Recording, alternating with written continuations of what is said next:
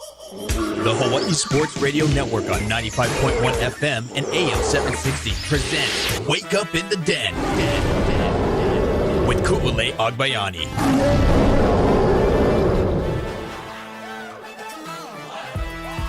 Good morning, beautiful people.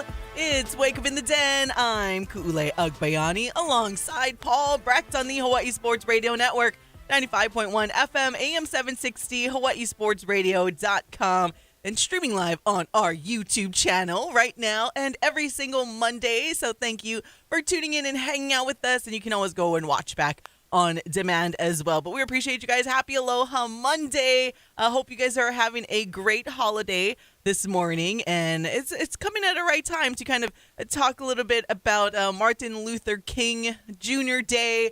Of course, the holiday marks what is around his birthday, and just to remember a lot of the stuff and how amazing Martin Luther King was and his messaging, especially during this time that we're living in this very trying times, I guess you can say. And I posted one of the many, as if there's like so much to choose from when it comes to Martin Luther King Jr. quotes. And it was like, hey, do we do this one? Do we do this one? I feel like I could take up a whole segment just talking about all of my favorite MLK quotes. But definitely, we'll leave you, or not leave you. Like, just got on. I'm all flustered now, trying to avoid talking about football. I think that's why that's what's going on now. No, but just wanted to share one of my favorite quotes, especially that it fits so fitting as it is right now, that darkness cannot drive out darkness. Only light can do that. Hate cannot drive out hate. Only love can do that. So just go out into the world and spread joy and just be kind to everybody. That's my message. I mean, it's always our message here on Hawaii Sports Radio Network, but even more so as some of you are potentially enjoying this holiday. And if you're tuning into us on this holiday, we definitely appreciate you.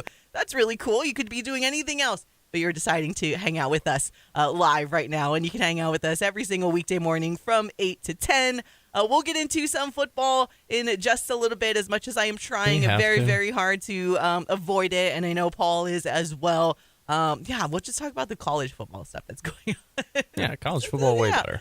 Yeah, it's the last day of college football officially with the CFP National Championship happening later on today. No, we'll get into some football. We're actually going to talk a good amount of baseball coming up today. We will let you guys hear from UH baseball head coach Rich Hill, what he had to tell the media last week as they started off their training with opening day less than a month away for UH baseball. HPU baseball less than a month away. In fact, the end of this month, we get HPU baseball that starts up over here, as the guys and I were fortunate enough to go hang out with the HPU baseball team on Saturday for the first pitch Pa'ina. Shout out to head coach Dane Fujinaka for the invite, and it was a good time. I did end up winning one prize out of the raffles I bought, so that was a good thing. I won one prize out of my arm's length raffles I got.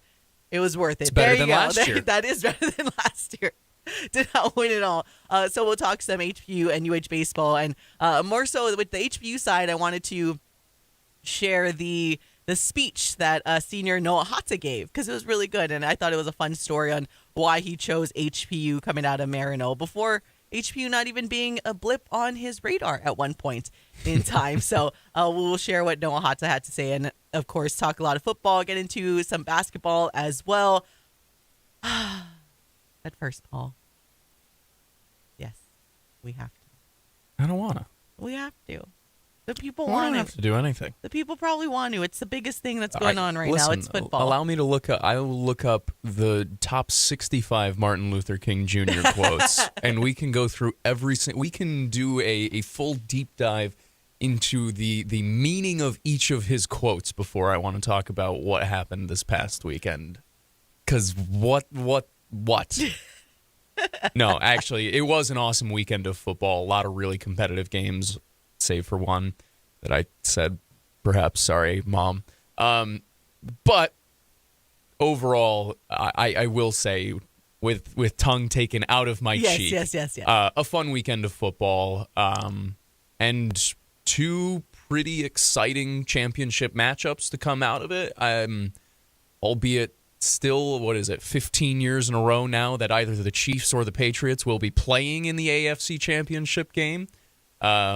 So for all of you who are complaining about the Chiefs being there so much, now you have thrown back my nightmare, and now the Patriots are back there, so that's wonderful. The Bills fall in a heartbreaker in Denver, and obviously some ramifications of that loss coming out today as the Bills move on from Sean McDermott, and they keep, what's his name, Brandon Bean? Something like that. His last name's Bean. I know it's not Billy Bean. Anyway, yeah, AFC side was not exactly. The Broncos, if you want to continue to talk about the Bills-Broncos game so we don't have to talk about the stupid Patriots. Let's go through the scores real quick. As Paul just mentioned, in overtime, the Broncos coming out on top over the Bills 33-30. There are a lot of things to take out of that game. We'll get back to it in just a second. The Seahawks, again, sorry to other 49ers fans, including Mama Heather. That was the one that really wasn't much of a game at all. 41-6. I mean, I had a feeling the Seahawks were going to cover. I think that's what I picked in our quick picks, but I'm like, Seahawks are good. That was a statement. And I understand the 49ers are injured and all. That was a statement of statements by the Seahawks of the regular season. At least with that defense, man. That defense is no joke. They're saying it's the best defense since the Legion of Boom era, and it looks like it. When you hold the 49ers down to just a couple of field goals. Yes, we know that there's injuries. George Kittle, they lost most recently, but I mean, it's still Kyle Shanahan. And you always expect him to be able to scheme something up. And this is now 2 times in a row where the biggest games of the year for the 49ers, a chance to take one against the Seahawks. They didn't even score a touchdown. Nope. Not in the playoffs, not in the regular season. It was 9 total points. Bad. Not great. Wouldn't feel good. Tell you what, it's going to look pretty difficult, though, for even the Los Angeles Rams to win over there in Seattle. So this is why you win games, so you can get home field advantage, because that 12th man in Seattle is very, very real. And just the quick backstory, the reason why it works so well there in Seattle is because the way that their stadium is constructed and how the seats are kind of essentially stacked up on each other, and then the sound just goes straight down to the field. So the 12th man in Seattle, that's going to be difficult for the LA Rams to overcome for sure. Yeah, 100%. Have you been to that stadium before? I have not. So I've been to the stadium, but not for a football game. I went for a Seattle Sounders game with my family.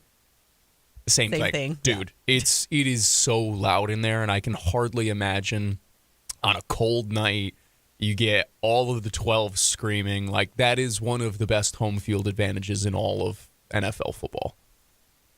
Good luck. Good luck to the LA Rams, because I tell you what, they did not look as impressive. Now, I know it was really cold in Chicago. I was going into that game you guys heard me all last week that, man, if the Bears can just keep it close, because Matthew Stafford, that receiving core, yada, yada, yada, they're so good, and they are. And they showed that. But the fact that the Bears defense, who, by the way, this Bears defense that barely even has, like, actual, like, they don't have any, like, all-pro defenders on their team right now. They just, all the time. I mean, Dennis Allen, prior to other frustrations that I've had, and it almost seemed like that opening drive, after that opening drive in LA scoring so early, I thought it was going to be like the Seahawks game. Like, are we just going to let them score a touchdown on every single drive? And then they made adjustments. And then we had a game down the stretch with the Rams just barely beating the Chicago Bears 20-17. And then last but not least, on the AFC side, the Patriots beating the Texans 28-16. And in an interesting game. Shout out when we talk about, and we were texting about this as well in our group chat, though, when we talk about defenses, that Texans defense was incredible. And I kind of made the joke, but I'm sure it's probably a thing in the locker room, because CJ Stroud was just not having a good game. Dude. Now, the New England defense was good for their own part, but CJ Stroud just hasn't really looked the same at all. On the flip side, like, you have a Drake May who, as Paul was mentioning before the draft, that is a very, very good quarterback. I hate being right. He showed it. He did fumble 4 times, but that's because that Texans defense was just absurd. That Texans defense, but then the offense kept turning over the football. I just can't imagine the defense for the Texans on the sideline, like, again? we have just gone out there. They're not going into this game thinking like every single defensive stop has to be on their own like territory. It was insane. And the Patriots, though, able to run away with that eventually. But yeah, holy Texans defense. That looked really, really, they just got to figure out their offense on that side. You know, like they need to just figure out an offense that's adequate enough, like similar to what I feel like the Chicago Bears did on defense. We knew the offense was going to be solid with Ben Johnson coming in, and we've seen the offense get better. And you have a really, really good quarterback. And then the defense, you're like, I don't really know what to expect from this Bears defense. Then they stepped up enough. They did enough of what they needed to do to make themselves really competitive and get into these games.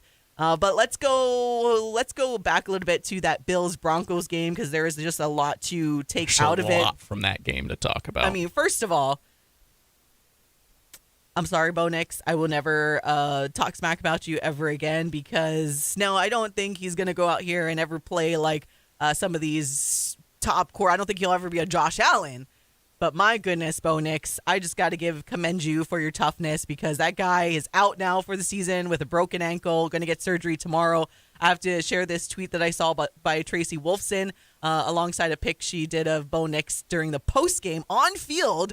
Just before anyone knew what was going on, she said on her Twitter, found this pic. You can see Bo not putting weight on the right ankle. I asked him before the interview if his knee was okay, thinking that was the injury, and he said he was okay. Then I asked him why he wasn't smiling after that win, and he said it was a stressful game. He's a liar. So Bo Nix just like toughing it out and not showing anything. When they had won, they showed him on the sidelines and he kind of looked emotional. And I thought just, oh, that's cool. Like he's thinking, I'm going to play in the AFC Championship game. Let's go. But man, little did we know, Sean Payton sharing in the post game almost immediately, talking about how he didn't want it to leak. He knew it would leak, so he'd rather just share the information himself about Bo Nix being done for the season because of that broken ankle. Jared Stidham will fill in the AFC Championship game, and Ben DiNucci they have signed to the practice squad. A guy that was playing for your Atlanta Falcons most recently getting cut. So Ben DiNucci is on the practice squad for the Broncos. And then we're going to get Jared Stidham. The Broncos win the Super Bowl. This will be very reminiscent and deja vu of that Eagles Super Bowl in which it was like started off with Carson Wentz during the season, got injured in the playoffs, and then Nick Foles finished it up and won the Super Bowl for the Philadelphia Eagles. So could we get that? Because this team, I mentioned it how many times last week, where sometimes you don't need the best quarterback as long as the rest of your team is awesome. And this Broncos team and what Sean Payton has done, I mean, they're going to be sneaky scary, but Patriots are scary too, though. But that Broncos game, aside from, I'm just going to get mad just thinking about it. That interception. Yeah. Woo! If you're a Bills fan. I'm sorry. Like I know in the Bears game, they tried to do the Devontae Adams thing. It is different, but at the same time, it's. Oh. But if you're a Bills fan, that's daggers to the heart. Yeah, that's pretty brutal. By the way, per Adam Schefter, Seahawks running back Zach Charbonnet tore his ACL, so he will be out for the championship and probably a lot more. So tough blow for them heading into championship weekend. Talking about the Broncos-Bills still, what a game. Just, like, all things aside, what a game in general. It feels like every Bills game is like this, though. Yeah. And as a, Bills hater, it's kind of nice that it always ends up this way, too, where it's a fun back-and-forth game and they always lose. But, yeah, the Broncos, their defense is absurd as well. Sean Payton deserves a ton of credit for what he's done there. I think Bo Nix is a good quarterback. I still, I don't know why I can't get over the hump. Yeah. It's pre-existing biases. I know that. Same. That being said, I still, I can't get there being like, he is the reason they would win the Super Bowl. No. Which is why, as catastrophic as it feels to lose Bo Nix right before the AFC Championship game, I don't think this is a death blow to the Broncos Super Bowl hopes.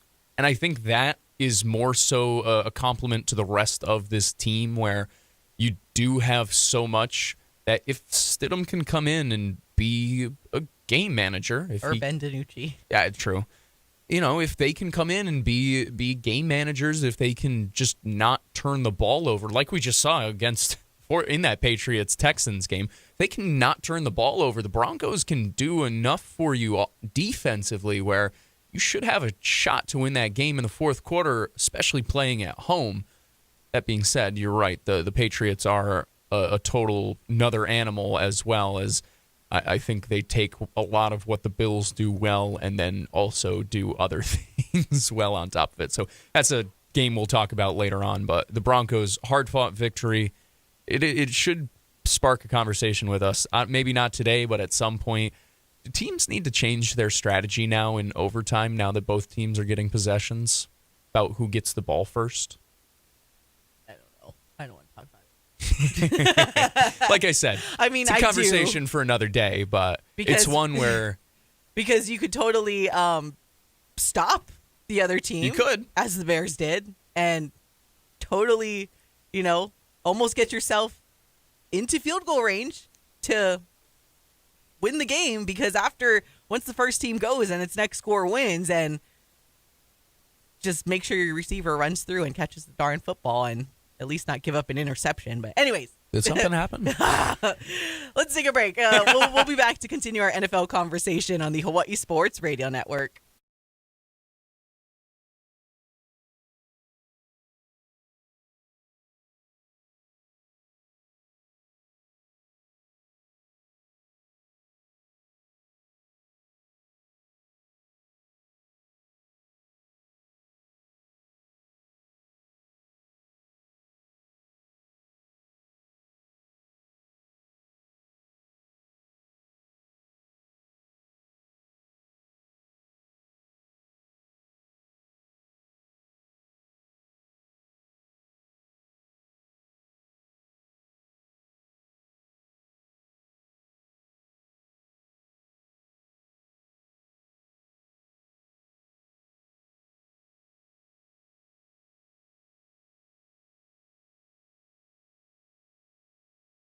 Back to more Wake Up in the Den with Ku'ulei Agbayani on the Hawai'i Sports Radio Network, 95.1 FM and AM 760.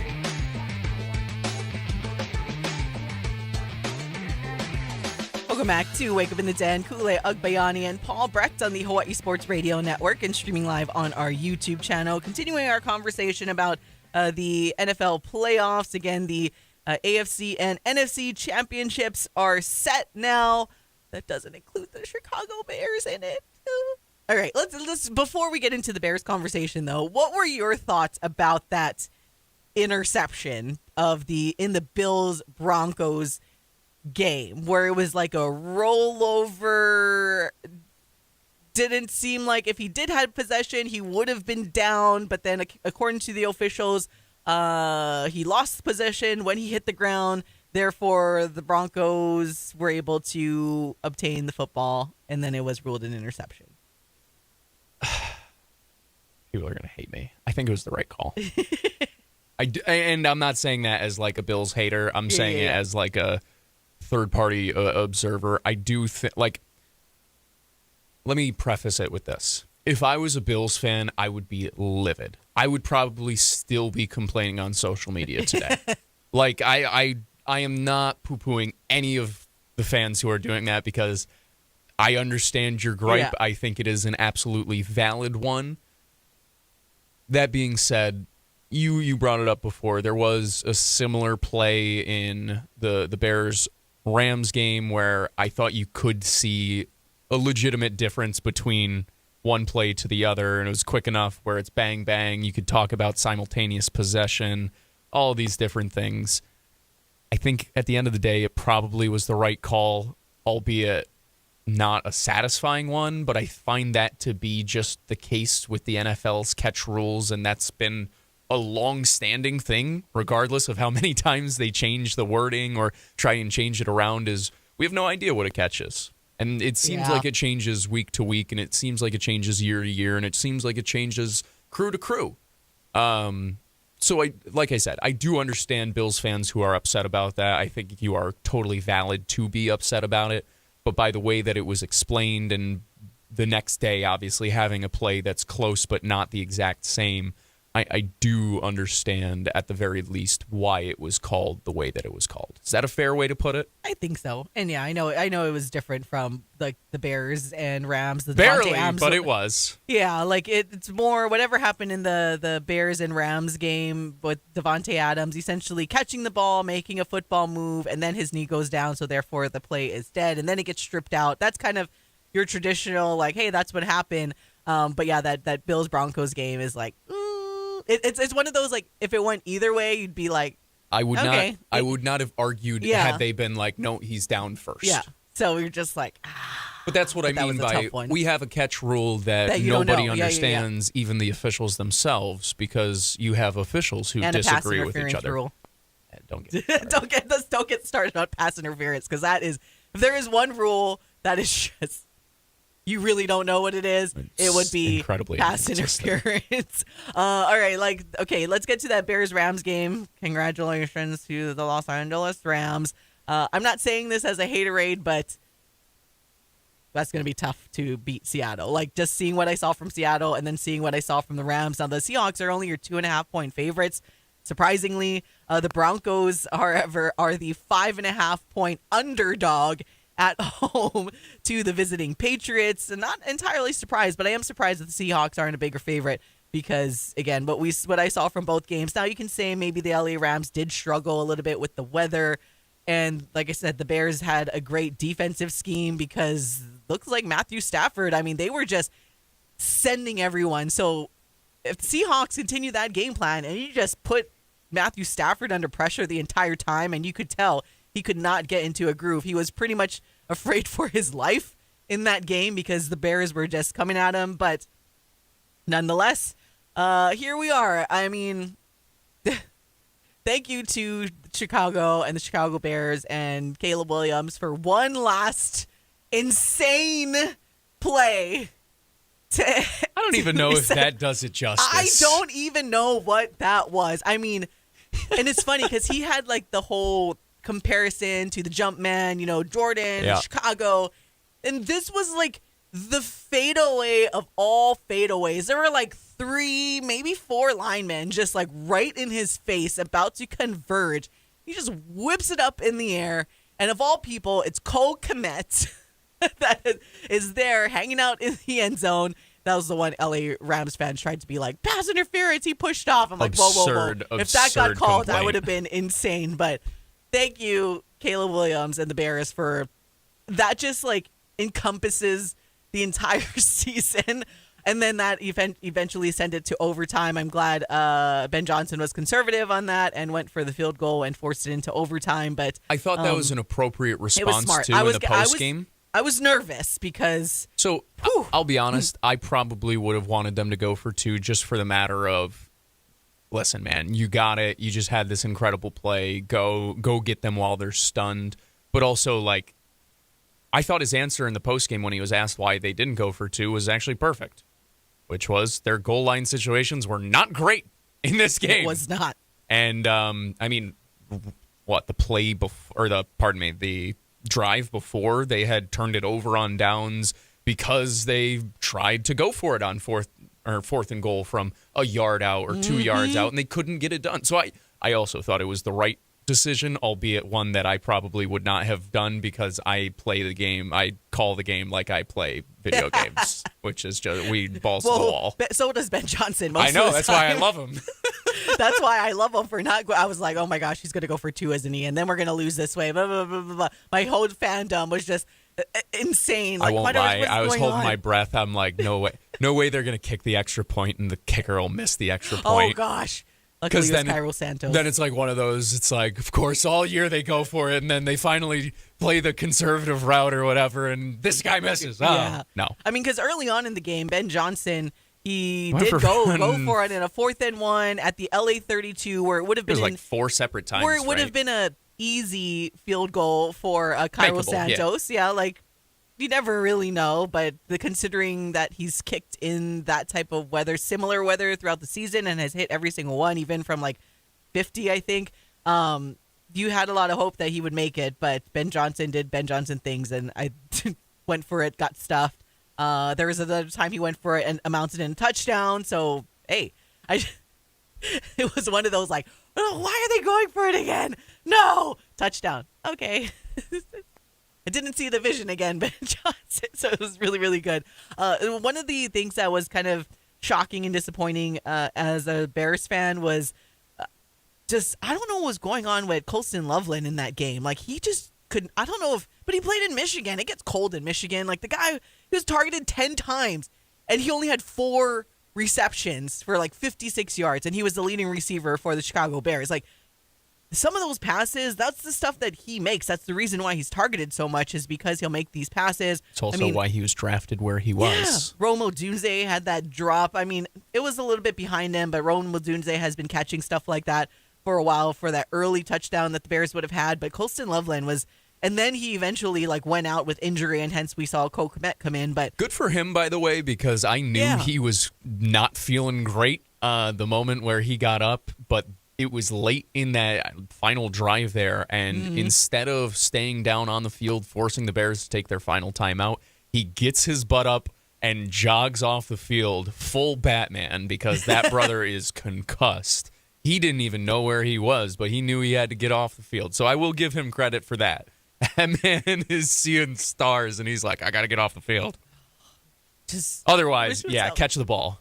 Catch the ball before Jeez, that. But I don't know if he was just, the cold was getting to him. It was very uncharacteristic for Colston Loveland, because throughout the season, He's great. have been convinced, because at first I was like, wow, they're drafting a tight end with their first pick in the first, or like with their first overall pick in the first round or whatever for the Bears. And I'm like, you didn't they see just the drafted vision. the tight end. No. And then what's his name was the better tight end on the board? Warren. Warren, Tyler Warren.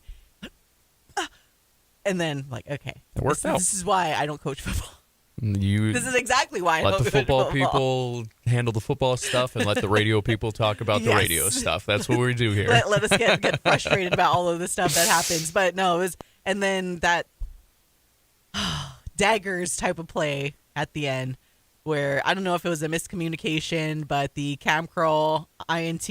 Cam Curl wanted the football more than DJ Moore did. Incredible play, by the way. Like, it really was a great effort play by Cam Curl. That being said, it was disappointing by DJ Moore, because you watch the entire route take place and he is barely running at all. Well, and he like, went if from he was running, actual route to like 50%. Yeah, it's like, what are we doing? And so that was kind of devastating. And like I was saying earlier, when you're in overtime, when two teams get a chance to get it, the Bears stopped the Rams. The defense did what they needed to do. That's the moment they needed to play a little more conservative, stopped the Rams, I think. And they knew, like, all they needed was a field goal to win that game. And Cairo Santos has been incredible this entire season. So you got to just get close enough. And they go for that. And then it was a play that shoulda, coulda, woulda been made. I think that's the most frustrating part, is that DJ Moore, don't slow down your run. It was right there for the taking. Like I said, I don't know if DJ Moore was anticipating Caleb to go like OTT, and then maybe that's what he was anticipating and running for. I don't know. But that was just a daggers to the heart way to end it for the Chicago Bears. But at the same time, I'm wearing my Da Bear shirt loud and proud, because it was a season that us Bears fans never expected. It was fun football, albeit stressful football to watch for a lot of the games, but getting this far into the playoffs, our Super Bowl being kicking out the Green Bay Packers, so that I am not in the situation that you are, Paul, where I need to watch the Green Bay Packers potentially play for a Super Bowl. So that, to me, I will stick by that. As upsetting it was a fun game nonetheless. I thought the Bears would have lost by at least a touchdown. I was not anticipating it to go this far. I had a lot of hope, and I gave a lot of credit to the LA Rams, thinking that this was going to be a tough one for the Bears, but they came out with a good game plan. The weather helped them maybe a little bit, and it's a great game. It was a fun one. A way to, started this weekend in the NFL with an overtime game and ended it with an overtime game. So all around, aside from, again, sorry to the 49ers and Seahawks fans. No, it's tough. Everything else was pretty interesting. It was pretty fun weekend overall. I'll ask you, because you're a Bears fan, most fun Bears season since the Super Bowl? Yes, but I don't. It's why I asked. It's hard to say, like, since the Super Bowl. I mean, that team was incredible. I'm talking, Super Bowl appearance, 2006. There. Yeah. Okay. Yeah, I just want to make sure we're not going back that too team far. was incredible. But like how I mentioned, this Bears defense doesn't necessarily have all pro talent. Right. That defense did. I mean, how long? I mean, a guy on that defense has literally a move named after him in the Peanut Punch and Peanut Tillman, right? Like, and Brian Urlacher, my favorite linebacker ever. And so that's difficult to compare it to. I also liked when that 2018 playoff appearance with Khalil Mack, and so that's why this season has been different, because this has been a season of offense, which is really weird to see for Bears fans. Not the normal Bears thing. But at the same time, we said their defense has been good. They just been good collectively. They're not full of It's not the same type of defense that Bears fans are typically used to. But it has been fun because offensively, to see the offense come together, to see sometimes the heart attack and cardiac Bears and Ben Johnson wanting to do Dan Campbell things and go for it every single time gets a little stressful, but for the most part, it's been really fun. It was a fun season, and yeah. It's great. It's a great year. I'm glad you got to enjoy it. I'm sorry that it came to an end in the way that it did. It's okay. We'll be back. You will be back. Me. I will be back with the Chicago Bears. Ready to be heard again next year. All right, we're going to take a break. When we come back, we're entirely going to switch it up and get to some University of Hawaii baseball. What? Baseball season is just around the corner. So when we come back, we will let you guys hear from head coach Rich Hill next on the Hawai'i Sports Radio Network.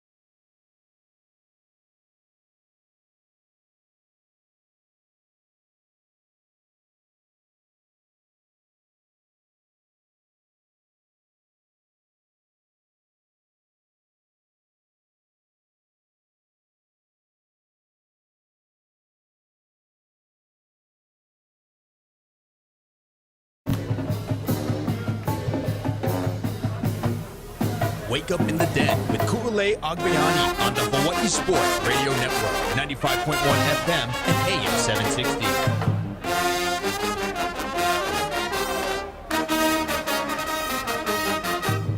Welcome back to all of you, the beautiful list of all the beautiful people. It's Wake Up in the Den, Ku'ulei Agbayani and Paul Brecht on the Hawai'i Sports Radio Network, 95.1 FM, AM 760, hawaiisportsradio.com, and streaming live on our YouTube channel today and every single Monday morning. Thank you guys for hanging out with us.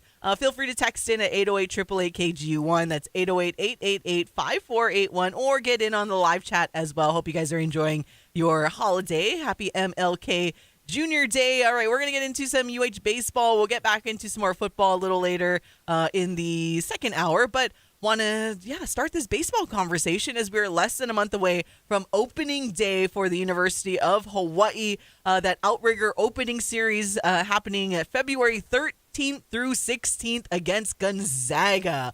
So as we have come to be familiar with, Coach Hill just scheduling really fun teams that come over here and play at the Lest for all of you baseball fans. The alumni game is on Saturday, January 24th, but again, first pitch will be on February 13th.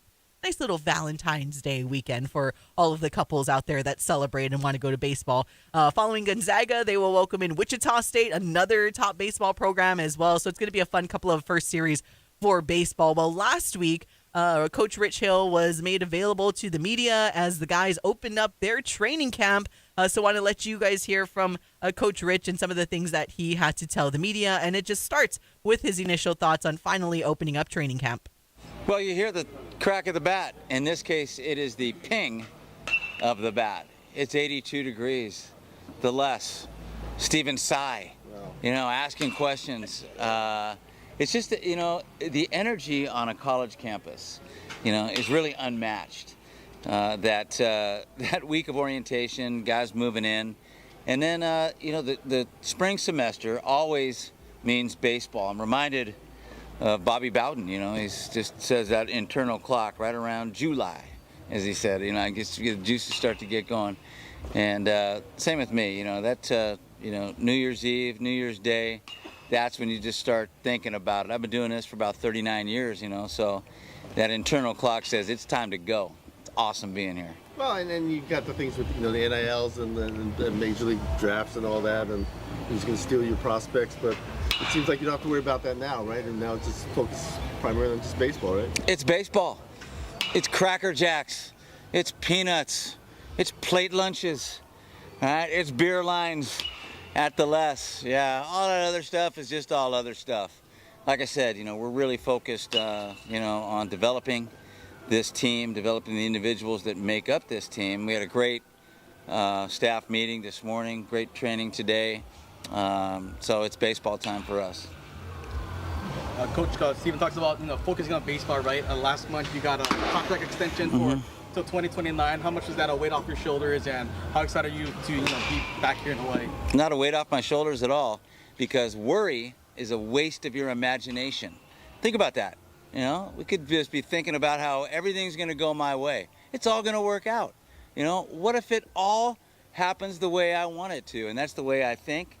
And I think the real story with that contract extension, which I'm ecstatic about. I love being here. You guys know that. I'm honored to be the baseball coach, following the footsteps of these two great guys, Coach Trapp and especially Coach Les. But the president, Wendy Hensel, she's a pistol. That's a great way of, describing her, a dynamo, and she realizes the value of athletics on a college campus, what athletics can teach young people, about life, and preparing for life, and that's really why I have a job. I'm never going to forget that, this age of NIL and transfer portal and everything else. We're still in the business of being a dream maker, and not building a fence around what these young people can accomplish and helping them, foster their dreams. The new AD too, Matt Elliott's been great.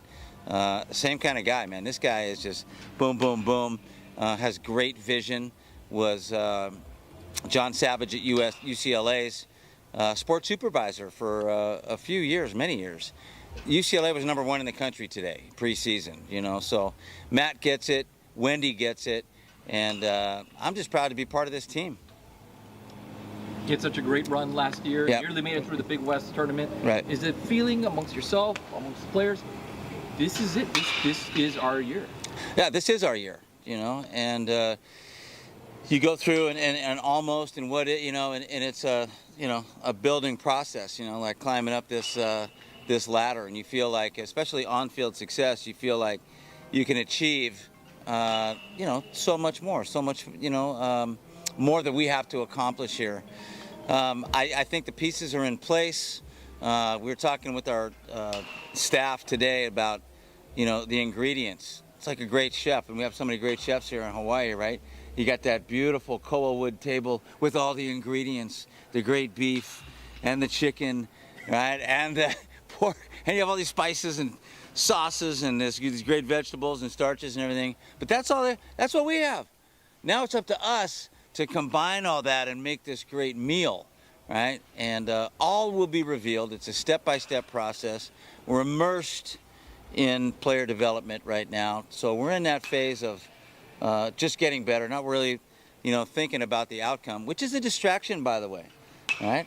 We're all about the process of getting to the outcome. So we're excited, but yeah, we feel like this is our year. You're listening to the media availability with University of Hawaii baseball head coach Rich Hill. Speaking of the process, Coach, how do you feel about the process of going through these Big West teams for one last run? Well, the opponent, is really, nameless, faceless.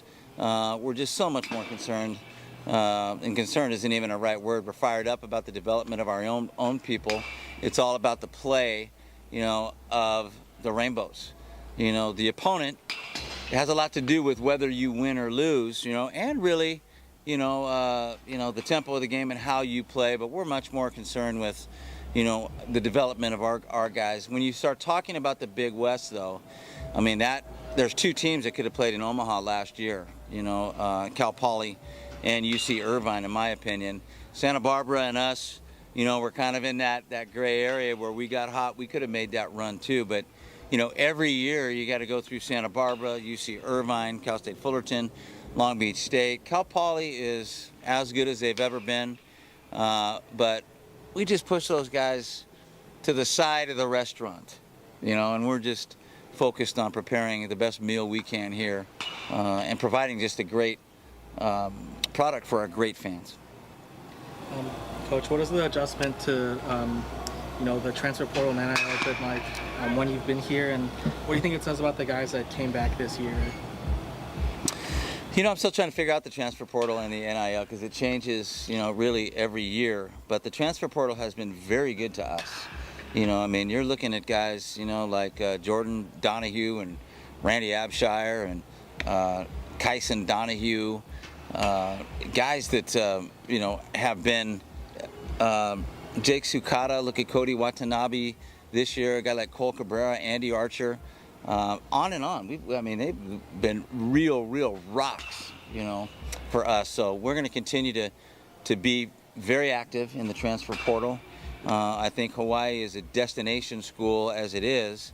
Now with the program being at the level it is, with our new facilities, and the number one reason is our great fans, right? And selling out this stadium and having 4,000 people rocking this place. It's an extremely attractive environment for a portal guy. So we're going to continue with that. The transfers, the same thing. The NIL and revenue share, we're grinding. We're cracking rocks like everybody is. We don't have the resources that the other schools have. But so what? Baseball lends itself to that. You get a couple pitchers out here, a closer, a couple guys in the middle of the lineup, and you can do some damage. Murray State was in the College World Series. Kent State, Stony Brook, so we hang our hat on that and don't really focus on what we don't have. It's what we're gonna have. Everything's gonna go our way. This is our year. We're gonna get the right recruits. The number one thing we're still focused on is bringing the elite top high school players from the state of Hawaii to UH, and that will always remain our first focus. You're listening to the media availability with University of Hawaii baseball head coach Rich Hill. Are you able to talk about some of the incoming class of 2026? I think Asen Fernandez from St. Louis is one, and outfielder from Hilo. He's at Mililani now, but from Hilo. Are you able to talk about some of the? Yes, yeah, absolutely. Very consistent with our, number one priority is the top local boys. Colton Nakagawa, really jumps out. Zane Ho'okala, left-handed pitcher here from Mililani. Koa Marzo from Mililani. Asen Fernandez. We've got some good guys on the mainland that we signed to national letters of intent that will be here, provide some punch. But we feel really good, about the local talent and specifically some of the pitching that's in this 26 class here on Oahu and in the state of Hawaii. And we're not done. We're going to keep going. And, our goal is to be in the College World Series. Why are we going to do anything less than that? And we keep our local boys here. They come and see this environment, and this is what they want to do. Then that's going to happen. What's the mood around campus? Does it feel like because of the success, the table's been set, football team had a great year, men's volleyball starting, now you're right around the corner, basketball's having off to a good start. Does that excitement bleed over into the other sports? The other coaches see what the other coaches are doing, say, I can do that too. What is that excitement like as you enter this year? Well, first of all, I've never been, around a group of coaches in an athletic department that is as talented as this group of coaches, as integrous. You know, they're super relational, can really connect with their student athletes. The competence levels off the chart, men's and women's sports. The mood is amazing, right? And I would say the mood across the state, you know, maybe even more. You know, you go into a restaurant, you're in a hotel lobby, you're on the H1 freeway, stuck in traffic, guys are giving you this, shaka, you know, like, so everywhere you go, the mood is like kind of, people are just like, their chest kind of expands, like, whoa, you know, what's happening? You know, what are you guys doing? And again, I want to attribute, you know, a lot of it to Matt Elliott and Wendy Hensel and David Matlin. He didn't get enough credit, man. He hired all these guys, right? So the buzzer beater the other night, you know, and pandemonium on the court, and the miracle throw into the end zone, right, in the big bowl game, and the Manoa Magic, you know, right here coming from behind.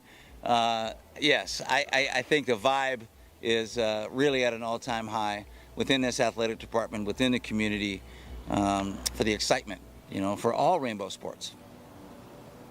And that was UH baseball head coach Rich Hill and what he had to tell the media last week, now that they are finally underway for their training heading into opening day, which will be on February 13th, in a outrigger opening series against Gonzaga, February 13th through the 16th. We got a text about it. Rich Hill is arguably the best hire previous AD David Matlin had. We were stuck in neutral with Mike Trapasso. Not to mention, Rich Hill is one of the most exuberant coaches I've ever seen. Can definitely agree with that in terms of just one of the most exuberant. David Matlin hired a lot of good head coaches, so I can't really, I mean, he hired Timmy Chang, and I know people can feel a certain way, but we've seen it now finally come to what we expected Coach Timmy to do. But Rich Hill, I guess they said arguably, so that's a correct think there statement. is an absolute that you could argument. make a case that he is the best hire by AD David Matlin before, and yeah, it's definitely injected the UH baseball fan base with this new life that was slowly fading away under Mike Trapasso. And we always joke about it with Mike Trapasso just always wanted to have a good year when his contract was up. It was It was really weird. He was the king of a good year in a contract year. You're like, all right, well, I guess how can you let go of a guy that had this really good year? Especially there was like that year when they won the WAC and Colton Wong and all, like Colton Wong saved his job. Career. It's just like, but no, Rich Hill has just injected this new life and selling out like the most sellouts last season and getting like so like people want to be there so well in, and then you just have an iconic Les Murakami Stadium that they play and the views are incredible, and it's just I think you'd make case. I mean, I guess I should be the one that makes this case because I'm the one that technically has the least amount of bias, but like Les Murakami has to be one of, if not the best stadium on the West Coast for college baseball, right? I think so. Like, it's just, I'm sure there are a couple that are like comparable, but it's so beautiful. It's so well kept. It's just, and it's so packed. Anytime. Well, it's a great environment. Like, people, it is a great place to stay. My wife, shout out my wife. She loves going to baseball games just for the environment, you know? And, I don't know. I think it is an awesome, awesome time. Rich Hill has reignited that passion, like you mentioned. And the best part is, the best is yet to come because they haven't even hit their ceiling yet. Yeah. They just seem to keep going up, up, up. I hope that continues this year. Let's go into the final Big West season, actually. That's right. Final Big West season. Insanity. Hopefully they can parlay that into a Big West Conference championship to end things out in conjunction with softball as well. All right, we're going to take a break. We'll be back to close out hour number 1 on the Hawaii Sports Radio Network.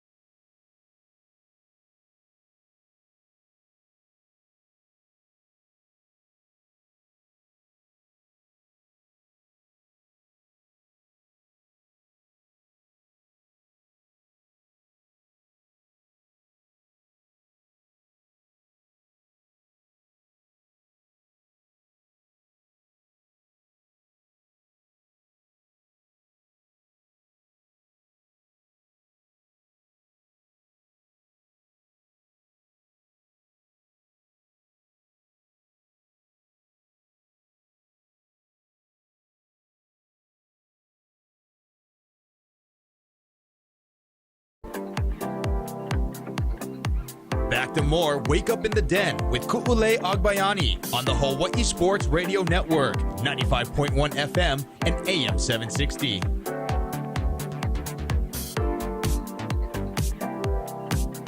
Welcome back to Wake Up in the Den. Ku'ule Agbayani and Paul Brecht on the Hawai'i Sports Radio Network, 95.1 FM, AM 760, hawaiisportsradio.com, and streaming live on our YouTube channel. Wrapping up hour number 1. We just have a few minutes left, so I just wanted to give you guys a quick update for OIA sports.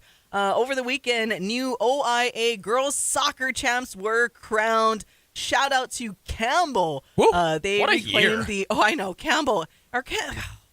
As much as it pains me, though, shout out Eva Beach and Campbell, because it seems like they are the new queens of OIA soccer, taking it away from Mililani, because I believe I saw that the JV won. And for a long time, Mililani girls soccer have been JV champs like ever since I played and before I was playing there. So it was like almost a 20, maybe 30, close to 30-year run of being JV champs. But I saw Campbell won it this year. And now they win the OIA girls soccer crown. They beat Kaiser 2-1 in penalty kicks. So if you're watching on our YouTube, we have some photos up there for you guys. Shout out to Scoring Live for those photos, and then you guys can go to see the final box scores out of that. Want to send a special shout out to Zoe Pantarilla, aka Zoe Zilla. Good great yeah, name. good friends of ours. If you guys are familiar with the golf shirt brand Sugar Caddy, that's Ian's daughter, Ian and Jaleigh. So shout out. I grew up with Jaleigh from little kid times, Calabash cousin, I guess you can consider it, though, since we were essentially, the babies growing up together. But that's her daughter, so shout out to Campbell taking the OIA Division 1 girls soccer crown. And then over on the Division 2 side, Kailua, they were able to just beat Radford 3-2 in literally the final seconds of the game. So with 11 seconds in regulation, Sophie Logo got the game-winning goal to give Kailua that 3-2 victory over Radford on Saturday night. So, again, a shout-out to the Surf Riders. Special shout-out to their head coach, Malu Afong.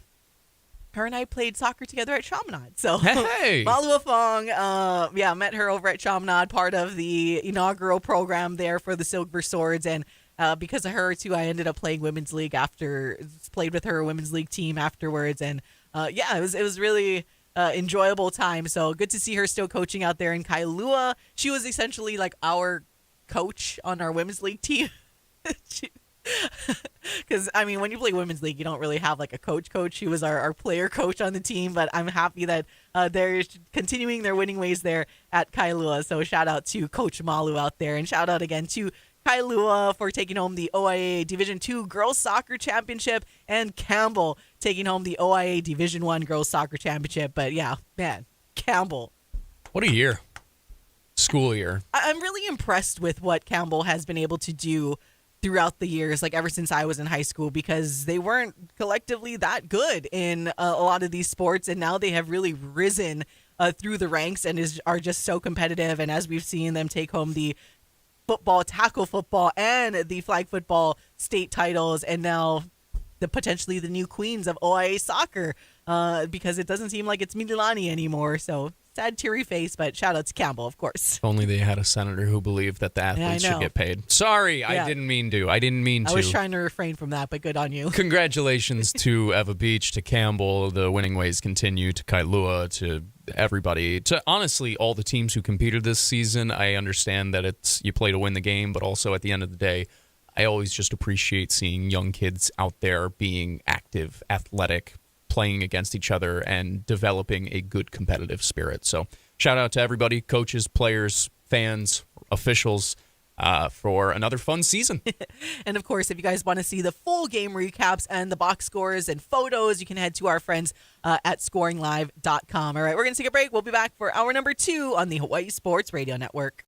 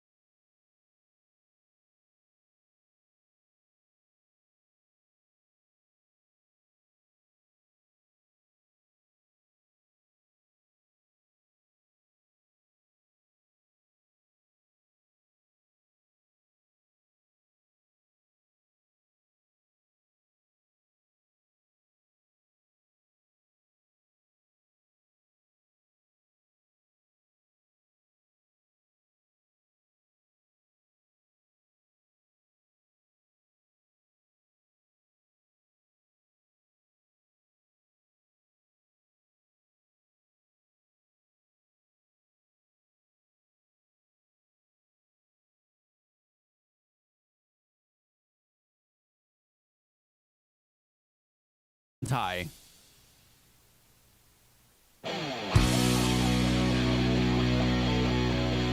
Back to more Wake Up in the Den with Ku'ulei Agbayani on the Hawai'i Sports Radio Network, 95.1 FM and AM 760. Welcome back to Wake Up in the Den, hour number 2. I'm Ku'ulei Agbayani alongside Paul Brecht on the Hawai'i Sports Radio Network, 95.1 FM, AM 760, hawaiisportsradio.com, and streaming live on our YouTube channel this and every Monday morning. So thank you for hanging out with us. And you can always watch or listen on demand as well. But we appreciate when you guys tune in live every single weekday morning from 8 to 10. Again, I hope you guys are having a wonderful Martin Luther King Jr. Day morning. And go out there and be kind to the world. Share your light, and so that we can drive out the darkness with everybody. And that is our message for you today and every single day, just to go out and share your light with the rest of the world and everybody you come into contact with. But it's a good reminder on this holiday as well. But we are talking sorry, I was just thinking, speaking of darkness, let's get back into football. Well, with that positive message through, allow us to get into the more negative conversation.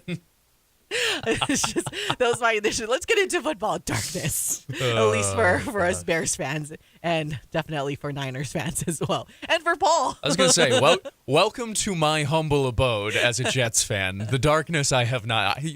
What's the Bane line? You know, I just know I was born in the dark. Yeah, I'm Bane. You merely adopted it. Except not you. You're a Bears fan. You were also born in the dark. Actually, the Bears were born in the light and have just been left in the dark in their cave, in hibernation for way too long. Quite fitting there. But the future looks bright, though, for the Chicago Bears. The team is young, great quarterback, great coaching staff. It doesn't seem like any of the coaching people will get poached, at least not this time around. But I saw the funniest meme because, as we were talking about earlier with the Buffalo Bills losing to the Broncos in overtime, Sean McDermott now gets let go in Buffalo. And then I saw a funny meme about it had like John Harbaugh and Kevin Stefanski like seeing that the Bills' job is open now and like essentially being sad. If you guys missed it, John Harbaugh officially signed and will be the new head coach for the New York Giants. That happened over the weekend. There were a lot of talks, but there were a lot of like due diligence that I guess John Harbaugh and his camp wanted to do. So it didn't become official until sometime over the weekend. And then Kevin Stefanski ending up in Atlanta. So Paul, your second team could they could be on the way up with Stefanski being there. I'm actually kind of pumped about it. If I'm going to be honest with you, like I'm not. All right. So first off, for those new to our show, I am not actually a Falcons fan. I am a New York Jets fan, but I do have a soft spot in my heart for Michael Penix Jr. I do kind of like the Falcons. There's a whole backstory. Yeah. I thought this was a great landing spot for Stefanski, where he goes to a place that has some awesome weapons. I mean, if I'm Bijan Robinson, by the way, I'm feeling great. I'm feeling great. Yep. We got an offensive mastermind at the helm who really likes to run the ball, who he's bringing in, I believe it was Bill Callahan, the dad of the former Titans head coach there, who's one of the most respected offensive line coaches in the NFL. They've got Drake London to work with. Maybe they re-signed Kyle Pitts. We saw David Njoku, Harold Fannin Jr., all of the Browns tight ends did with not great quarterback play. I don't know. I really like this hire for them. And he's going to retain Jeff Ulbrich. So shout out UH, you know. Continue to have that tie here. No, I thought this was a great hire. Both hires so far, taking all my bias out of it. It's a great hire for the New York Giants. I will say I don't exactly get keeping Joe Shane because I don't really think he did a good enough job to retain his job, and I do think that was probably part of the holdup in the Harbaugh negotiations is the fact that Harbaugh doesn't want to be answering to Joe Shane. He will report directly to Giants ownership, which is a change from what they have done for a long time. So that is a little bit interesting. I think it was, $20 million per year, something along those lines. Absurd contract. Deserved contract, but absurd money. But the Giants got their guy, and when you've been in the toilets like the Giants have been, and you're not supposed to be a franchise who is in the toilets like the Giants are not supposed to be, this is exactly what you're supposed to do. So the 2 head coach hirings so far, I think both are home runs. The rest of them, we will see how that ends up. I'm a little bummed for our friends that are Raiders fans. As you guys know, and I mentioned it last week, like the dream hire would be Mike Tomlin, but it seems like he'll be able to take a year off. Yeah. And even if he went to another NFL team, the Steelers do still have him under contract, so there would need to be some compensation and stuff if another team did want to hire him. Crazy how much that makes sense in professional sports, which you should probably do in college sports. But anyways, yeah, so we'll see where Mike Tomlin will likely take a year off. But I'm kind of bummed because the Raiders, at least second choice, I'm like, oh, Kevin Stefanski would be there. He just went to the other dark, colors team with the Falcons. And I'm like, dang it, the other black team. I saw somebody.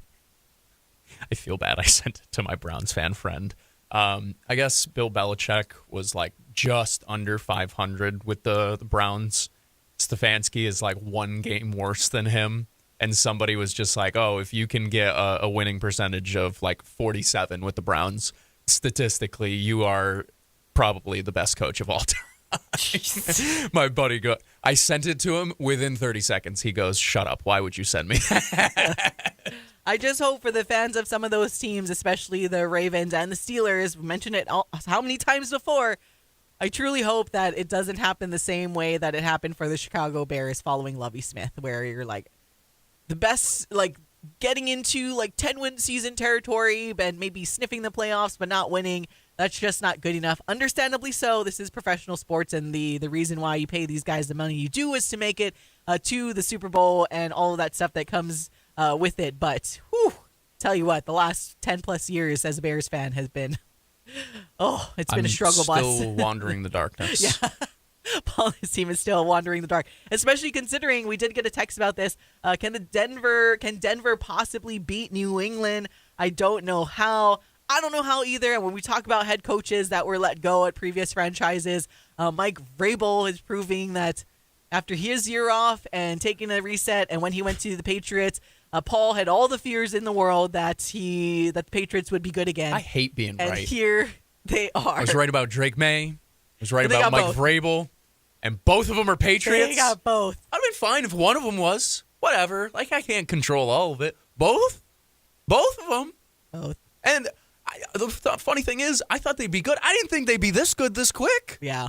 Oh, my God. It's unbelievable. But, yes, I do believe, by the way, Denver can beat New England. Because as good as New England has shown to be, and they have shown to be good, I do think if Denver takes care of the football, playing at home, I do think they can look at what the Texans did. Because I think the Texans, I mean, if C.J. Stroud doesn't throw 4 interceptions, they probably win that football game. Mm-hmm. So Stidham, DiNucci, whoever it is, they can take care of the ball. Like, it feels this Denver defense can at the very least give them an outside shot. And if you can get to the fourth quarter with a 1-score game, as we've seen in these playoffs, literally anything can happen, regardless of who it is. So I do think so. That's not just the New England hater in me. That being said, I do think New England is your very likely representative in the AFC for the Super Bowl. I know that was pain for you to say. It was. I believe the same thing. I mean, the Patriots likely will get back in the Super Bowl. Again, the Patriots are the 5.5-point favorite going into Denver. But we talked about it earlier. I don't think Bo Nix is that significant of a loss. He's good, but he's not. But I think it's not like Patrick Mahomes tearing his ACL. No, I think they can be similar. I mean, the Broncos last time they won because they had a really good defense when they won the Super Bowl, and you had a Peyton Manning that was the corpse of Peyton Manning. Yeah, like had that whole neck injury, really was not mobile at all, but was at least a good game manager, didn't make mistakes, could at least put the throws where they needed to be. And then the Broncos win that Super Bowl, right? So you didn't have anything close to a Patrick Mahomes type of quarterback for that Denver Broncos team that won the Super Bowl most recently. So you could see that if Stidham can just be a good game manager that limits mistakes, they very much have a shot, because the rest of that Broncos team and the coaching by Sean Payton has just been higher than at least my expectations have been. But When it goes to the other side with the Rams and the Seahawks, I mentioned this earlier, I'm surprised that the Seahawks are at home only your 2.5 point favorite, because seeing what the Bears were able to do, I know it was in cold weather. I know the Rams had to travel. Now they will be in a much better weather and closer to home. But man, that Seahawks team, they just look top to bottom. They just look very, very good. They do have the shortest odds to win the Super Bowl as it stands right now at plus 150, followed by, though, the Rams at plus 220. So odds makers are saying whoever wins the NFC Championship will be your Super Bowl winners. Patriots at plus 250, and the Broncos are the long shot at 13-1.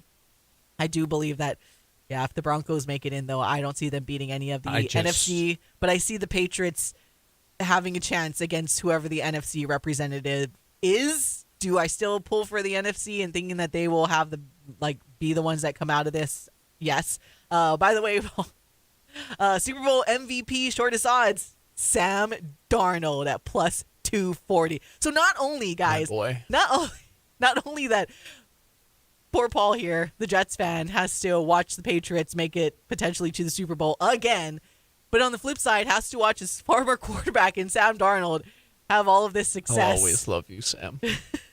I will always root for Sam. In the as painful as it is. To quote, Mr. Marshawn Lynch himself, Ginger Cuz. Cuz.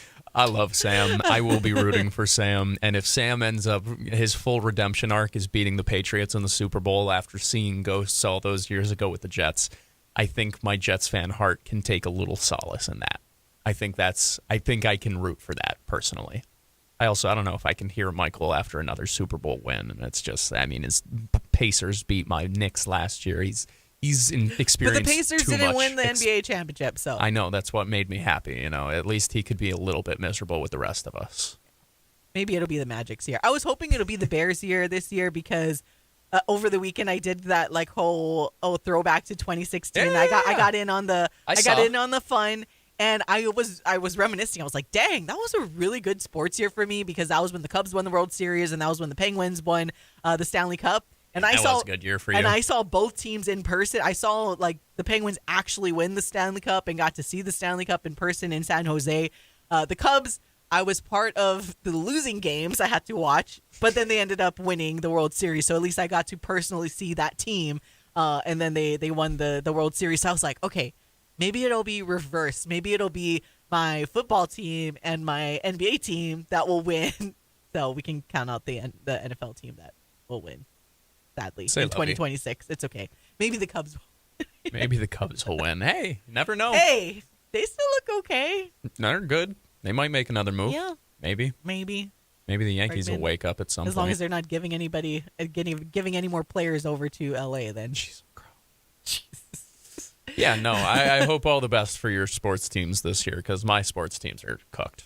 The Knicks are falling apart. The Jets, don't make me talk about the Jets. And then the Yankees, like I said, the Yankees have been asleep at the wheel since free agency started. It's okay. Sports are dumb. Who even likes sports? Today's climate, there's so much more important. It's okay. UH Sports are doing well. Oh, that's right. We got UH Sports to talk about. Yes and no. Professional sports, we don't want to talk about. We do need to take a break, but when we come back, we will talk about some UH Sports that, hey, Rainbow Wahine basketball making that turn. Men's basketball. One good, one bad. Womp. It's okay. We'll be back to talk about it on the Hawaii Sports Radio Network.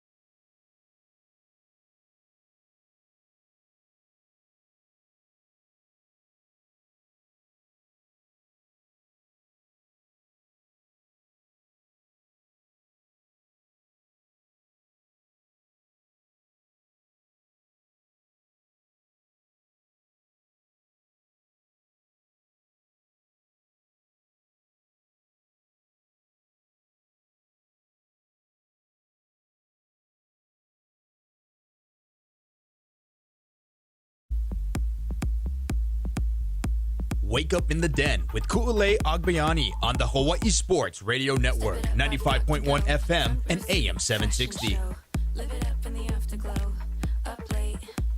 Ku'ulei Agbayani and Paul Brecht on the Hawai'i Sports Radio Network, 95.1 FM, AM 760, hawaiisportsradio.com, and streaming live on our YouTube channel. Thank you guys for hanging out with us. All right, got to bring it back here to local sports again. Let's start off with the bad news.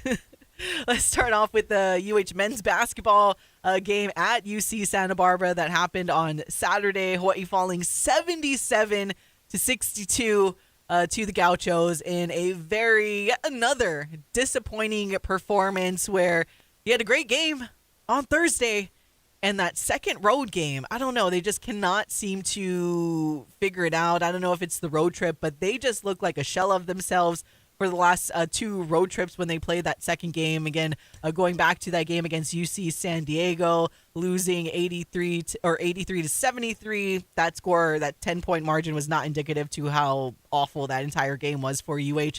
Same thing like this with this UC Santa Barbara game, falling 77-62. Again, I don't want to take anything away from the Gauchos. They are a really good team. It's always difficult to win on the road. Hawaii did do, theoretically, what they needed to do and split on the road. You just want them to have a better performance than they did. It was just very, I don't know if lazy seems too harsh. It left a bad taste in my mouth. It did. I'm watching that game like, what is going on with this team? After you had a brilliant performance against who I think Cal Poly is going to finish will get into I think they'll be the the top postseason. six. But they blew them out 86-66 and then just did everything to not win against UC Santa Barbara or even make it a game for that matter. UCSB, they were hitting a lot of stuff from long distance. Mahaney had a good game. 7 in the second half. Yeah, that was when I started watching again because I was getting ready to go to the first pitch by Ina. So I tuned out for a little bit. I turned it on. I was like, it's a game. And I was watching it. And then I turned it off as soon as, so it was 7 points. And then all of a sudden it was like 15 points. I turned it off. I was like, all right, I don't need to watch the end of this. And then because I'm a glutton for punishment after the Paina, I went back and I watched the end of it. And it was as frustrating as I thought it was. What exactly is going on, Paul? If I had those answers, I might be on staff. I don't know. They're inconsistent. Like, that's just kind of the fact of the matter. I thought UCSB had a pretty good game plan in general. They made it really difficult to get the ball down low, especially early on in this game, and that's what you saw. It looked like there was no rhythm offensively for the Rainbow Warriors. And strangely enough, I mean, we didn't see them start hot. Think about it. Every game we see the Rainbow Warriors start hot. It feels like every single time the score, it's like 7-2 or it's like 9-4 or it's 13-4. Like, they always get off to a pretty good start, and then maybe they'll go through that scoring drought. But normally, because they have such a nice start, they're fine.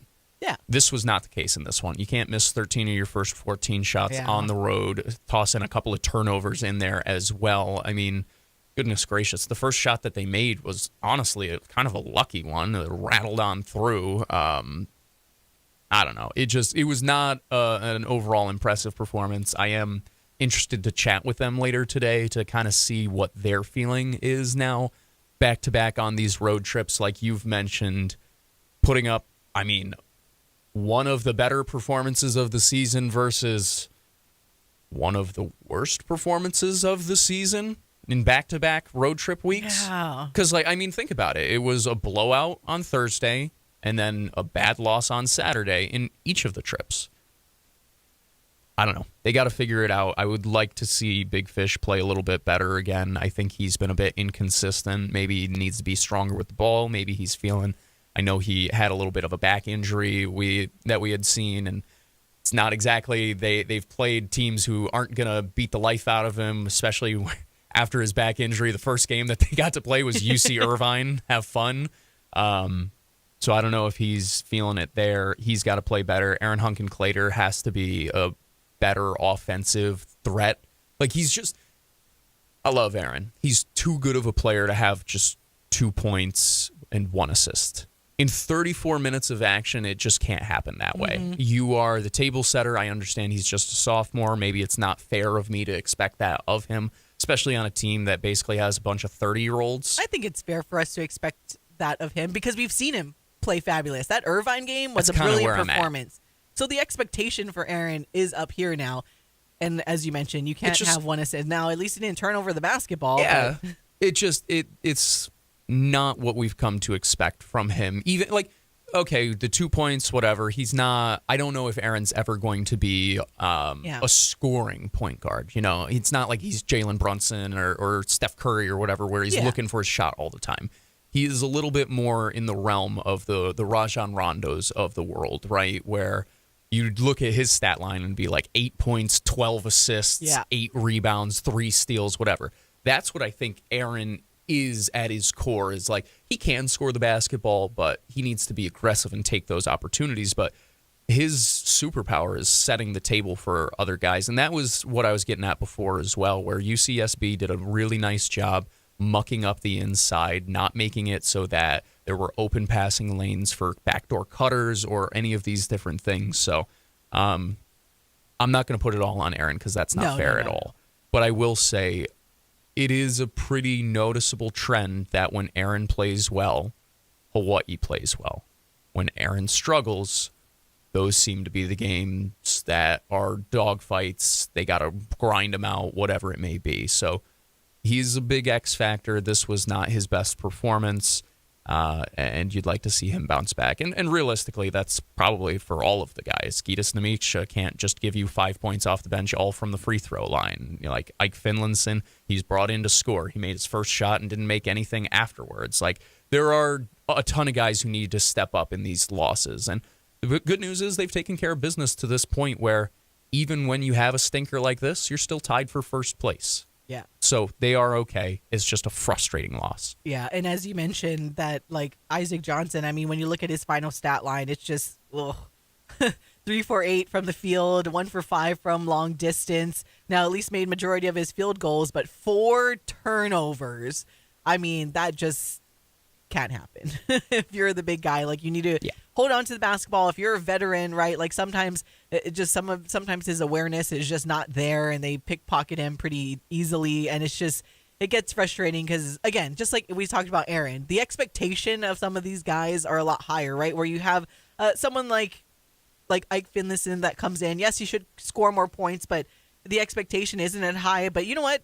Talk about consistency. Harry Ruliadef, though, so far has been the only player that, to me, has played the most consistent. In this game, he did great. Like, by the standard of everybody else, he did the best collectively in that game, hence why he was the leading scorer. But just overall, I mean, he was taking care of the basketball. He had a few rebounds, right? Like, he did well, and he seems to do well every single game. But as you mentioned, at least they're tied for first. Irvine going down over the weekend, so that helped Hawaii's case, which was the surprise. But yeah, we will see what happens. Well, first, want to take care of business when they come back home here, when you play significantly lesser opponents than you've played this first few games. They're hosting Bakersfield this Thursday and then CSUN on Saturday before going on the road for a massive, at least they play Irvine on the Thursday for their road trip. And if they don't win against Long Beach on this Saturday road trip after whatever happens against Irvine, then we need to have a discussion. Much bigger discussions to have. I will say one last point on the men before we get over to the Rainbow Wahine. I'm a little concerned at their drop-off in rebounding recently. They lost the rebounding battle again in this game, 32-28. Part of that is because they missed so many shots, but I don't know. I don't love seeing a team who part of their identity is being strong on the glass. Great defense, great rebounding team, take care of the basketball. They didn't really do that in this game. They were not a great rebounding team. They didn't finish very well. Their defense was meh at best. I mean, Aiden Mahaney cooked them, and they lost the turnover battle. So it's just, I don't know. There are little things that you can look at in every game. This one was just an overall top-to-bottom stinker from the Rainbow Warriors. You flush it, you move on. You got to win both of them this week. Yeah. Going over to the Rainbow Wahine. Again, better news here that the Rainbow Wahine, hey, we got a string of a winning streak going on here. Do I need to not go to games anymore? I know. What? I'm gonna bring it up to Beam and be like, what? You guys can't win when I'm like I'm there in the house supporting you guys. You know, I have other stuff to do, and all of a sudden they just start winning. My goodness! But 2-game winning streak now in conference for the Rainbow Wahine. Finally starting to put things together. Going back to last week, beating Cal Poly 86-46, that 40-burger win. And then this past Saturday over UC Santa Barbara, 67-50. So another convincing win for the Rainbow Wahine, starting to get themselves into the win column as they should be, as Coach Beeman has mentioned. Like, now it's time to win the games for the rest of the stretch and hopefully be able to maybe split when they go on the road. But taking care of these home games is a start. Here, Curdy still doing Curdy things, leading the Rainbow Wahine and scoring with 19 points, followed by Sanaya Neverson with 15. But this is a good thing, Paul. Look at this. Look at how beautiful this is. Just 10 turnovers. Crazy. Where we had talked about this so many times in those losses that the Rainbow Wahine suffered, when they're giving up 20-plus turnovers, but yet the final score, they only lose by like less than 10. And all we were saying, they can just figure out how to take care of this basketball. This team is good. This team has talent. This team is very exciting to watch in the way that they play offense. Just take care of the darn basketball. And what? They have started to do that. And now it has amounted to not only wins, but massive wins against conference opponents. They won the rebounding battle. They shot the ball well. They didn't turn the ball over. They listened to us. I mean, this was awesome. It's just good to see in general, by the way, because it was getting to a point where you worry, right? Where it's like, okay, is this team going to be able to pull themselves up by the bootstraps and out of this hole? And you thought you started to see the signs of that in a loss at Irvine, but I mean, it was still a loss. Yes. And sometimes that can almost do more damage, where it's like, man, we were so close and we still couldn't do it. Instead, they come out with two of their best performances of the season, taking care of the ball. It feels like the players have started to grow up a little bit. And I don't mean that in a derogatory term, but quite literally, they're all like babies. That's what happens when you bring in, 7 freshmen or something like that. But this was awesome. She was awesome. Curdy with 19. She had 8 rebounds. She's like 4'3", and she was their leading rebounder. So that was crazy. Imani Perez giving you 6, 7, 4, 3. I had to toss it on in there. But then the bench also contributing more than 20 points from your reserves in this game. And I understand that Hawaii, especially under Laura Beeman, has a very consistent rotation of players coming in, players coming out. So a lot of different opportunities, but nonetheless, to actually get production from your bench and not have to be like, all right, well, our bench is the problem tonight, or our starters aren't doing anything. It was a full team performance, nice win, and against a quality squad. Yep, so now the Rainbow Wahine go on the road and play a couple of teams that are behind them right now in the Big West Conference standings. So Hawaii moving themselves up, getting those 2 wins, sitting at 2-5 in conference, just outside what would be the cut line for the postseason Big West Conference tournament. They're sitting just behind Riverside, who is 4-3 in Big West Conference. But as I mentioned, this is a chance for Hawaii to potentially, it's always difficult to win on the road, but now that you're playing opponents that are at least comparable, if not below you. They go and they play at Bakersfield this week, or this Thursday, and then CSUN. Bakersfield is at the bottom of the Big West, just with 1 win in conference, and then CSUN is right behind Hawaii, though, at 2-6 in conference. And just real quick, on the men's side in the Big West Conference standings, as we mentioned not too long ago, that Hawaii is tied for first right now with UC Irvine at 5-2. Could have been the outright top, but you know what? Just get into the tournament, and then we'll see how it goes from there. So Hawaii with Irvine, followed by UC San Diego. But who they're hosting this time around, Bakersfield, also at the bottom of the men's standings as well. And CSUN would be just outside of that cut line, sitting at 4-4 in the Big West. And by what it appears to be, CSUN is definitely not the CSUN we've been accustomed to, especially not the CSUN that they were last season. So the men definitely need to take care of business hosting these couple of games this week. All right, we're going to take a break. When we come back, we'll get back into some baseball talk, but let's talk some HPU baseball when we come back on the Hawaii Sports Radio Network.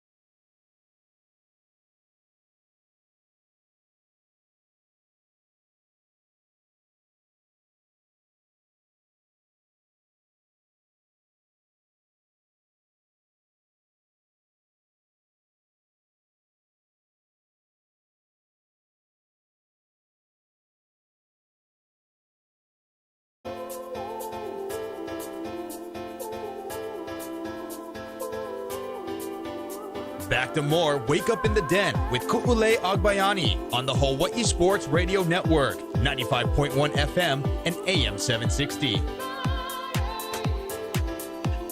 Welcome back to all of you, the beautifulest of all the beautiful people. It's Wake Up in the Den, Ku'ulei Agbayani and Paul Brecht on the Hawai'i Sports Radio Network, 95.1 FM, AM 760, hawaiisportsradio.com, and streaming live on our YouTube channel. That's fun. It just made me chuckle. I was like, whoa. Shout out to the Big West. I guess tuning into our basketball chat there and commenting, go Bows. Amen. Couldn't agree more. Like, Dom, is that you? Dom forgot to move to the burner. No, and that's a good reminder. You can get in on the conversation either on our YouTube chat or text in at 808-888-KGU1. That's 808-888-5481 to get in on the conversation. By the way, before we get over to HBU, because we were just chatting about Dom Drury, who is working over at the Big West, and you guys know him from when he was here with the UH men's basketball program. Want to give them a shout out. They are having a baby. Woo! Shout out to our good friend Dom Drury. We got the official announcement from them over the weekend. So shout out to Dom. I know this is something that I have to go check. But or when they're having it? I'm sorry, just I asked that question to everybody now. I was just excited for them. This is something that they really, really wanted. And just, yeah, I'm just so happy for them. So shout out to him awesome. And his wife, Jessie, and they're going to welcome in their baby this year. So shout out to them. Wanted to give a good reminder. And yes, go Bows from the Big West with the shotgun. Amen. That'd be pretty funny if it's not Dom. I think it's way funnier if it's not Dom. Yeah. I have no idea. Either way. Moving on over to the Pac West, though, as we're going to chat some baseball real quick. As I mentioned, the guys and I were fortunate to be invited by head coach Dane Fujinaka to their first pitch Pa'ina on Saturday. Hence why Paul noted that we were not able to attend the UH women's basketball game on Saturday. But it was a fun night. And beautiful event.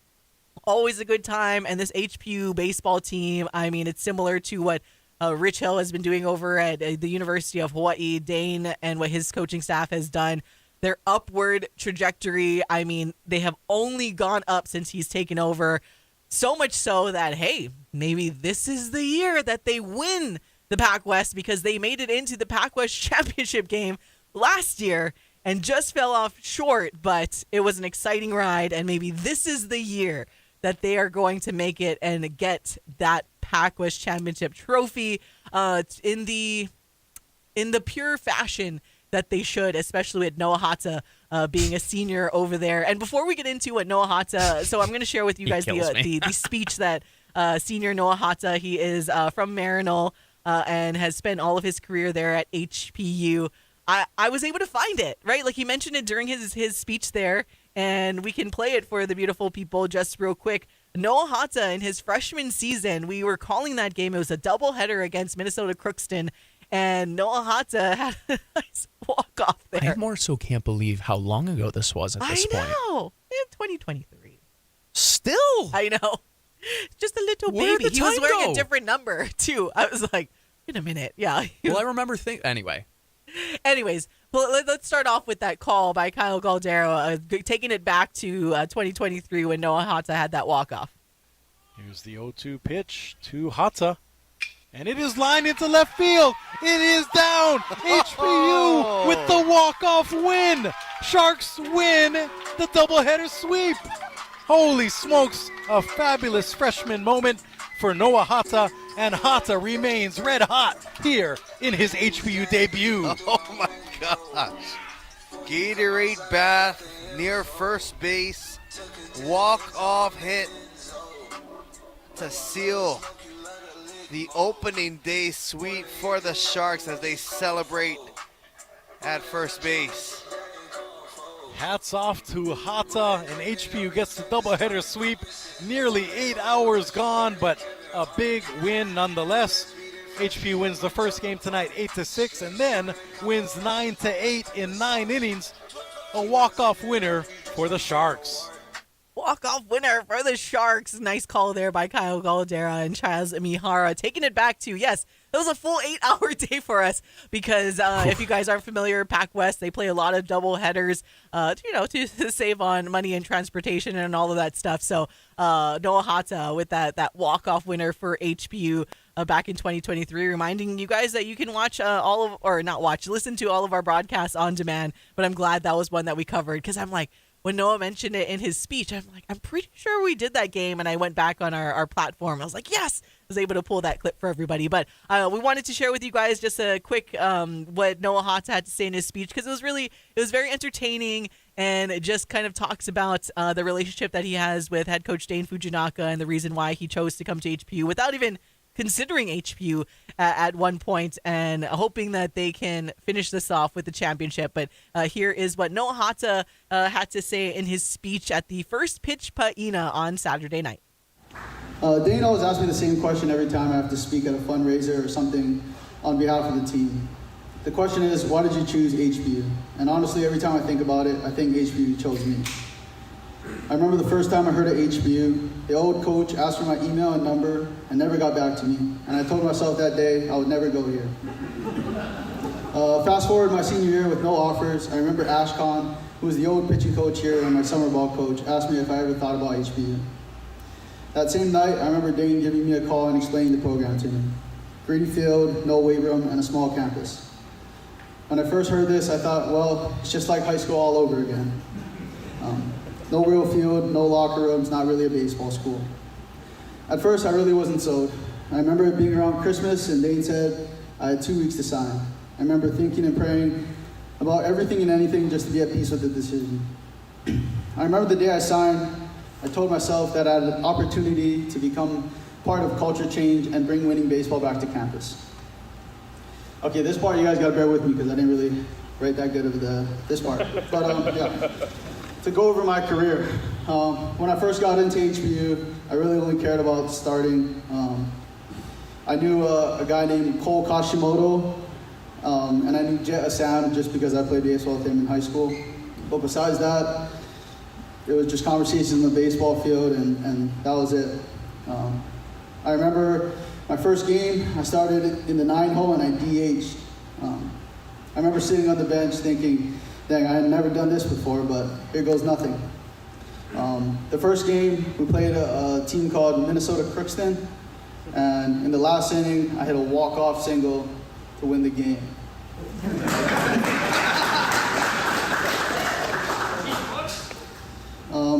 My freshman year meant a lot to me. The older guys in that group, like Richie and Daniel, and my roommate Hayden Huff, they did a great job of making me feel part of the team and making me feel welcome, especially me being a freshman. That freshman summer, Dane sent me to Missouri, also known as Misery. I was in a small place called Chillicothe. There was about 10 people. That was the first time I was really away from home, and honestly, I had no idea what I was doing out there. That summer, I learned a lot about who I was as a person and as a player. Going into my second year, I was really confident with the summer I had, and in the fall, my shoulder popped out due to Connor Horgan, but he's not here, so I guess that doesn't matter. My second year, I also moved into Kalo, which is one of the apartments that a lot of our players stay at. That was the first time living with roommates, and all my roommates were from California, so it was really different when they walked into the house with shoes on. Also, my sophomore year, we made it to our first Pac West tournament, and I think that was the turning point for our team. Going to last year, the injuries kept coming. During the first game, my shoulder popped out, and to go back a little bit, in the fall, Turner Jameson, you can stand up.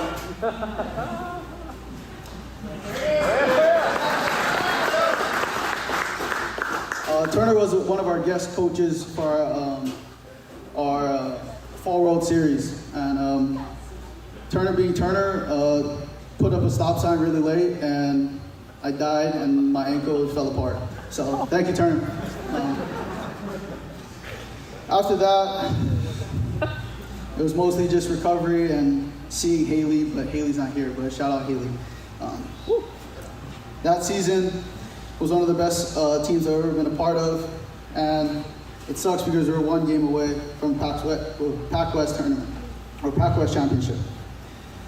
I'm proud to say that what I dreamed about 4 years ago has come to fruition. I think first and foremost, it's all due to the coaching staff, as well as you guys, being able to support not just me, but every player and manager. I got you, Zay.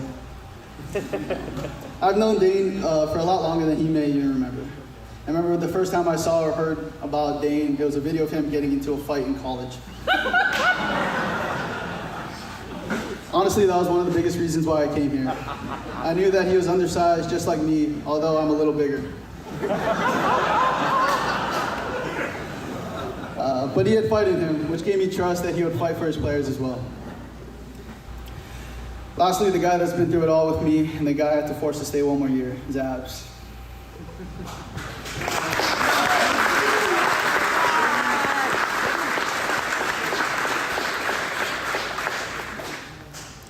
Zabs from the outside looking in might just seem like the old man in the group, and I can't say he isn't. But with his age, he definitely got wisdom. Although he really only tells me to catch the ball and hit my cut, and to get 2 hits so I can make the paper. The unspoken words has given me all the confidence to be able to compete at this level.